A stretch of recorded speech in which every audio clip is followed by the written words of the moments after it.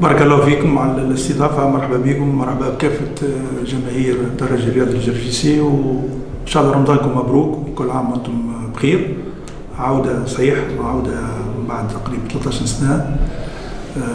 عندي ذكريات طيبة جدا في ترجي جرجيس، عملتها بون باساج سواء على المستوى الرياضي ولا على مستوى العلاقات الإنسانية. والبيئة متاع ترجي جرجيس بيئة متميزة، بيئة محترمة، تعاون كل مدرب باش يقدم افضل ما عنده وينجح.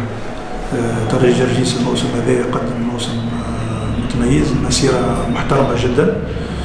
اكيد انه منظومه عمل كانت ممتازه سواء من جانب الاداره، اللاعبين، الاطار الفني. ان شاء الله نوصلوا النجاحات هذه، وان شاء الله نكمل في نفس السياق هذه، وان شاء الله ترجي جرجيس يكمل الموسم بافضل ما يكون. ونتمنى التوفيق من عند الله سبحانه وتعالى.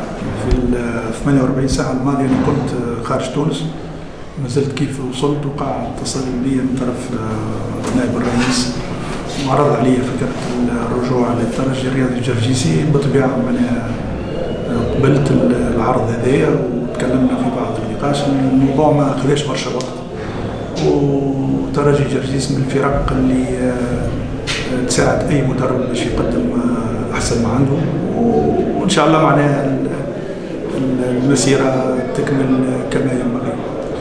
نعرف اللي جمهور ترجي جرجيس يعشق الكرة، يحب فريقه حب كبير، وهذا معناها شيء إيجابي جدا. فريق بدون جمهور ما عندوش قيمة. ترجي جرجيس دائما المساند الأول بتاعه هو الجمهور. الجمهور في حالة ممتازة بعد النتائج الباهرة، إن شاء الله تتواصل، وإن شاء الله يعيش أفراح، وترجي جرجيس بجمهورها تعيش.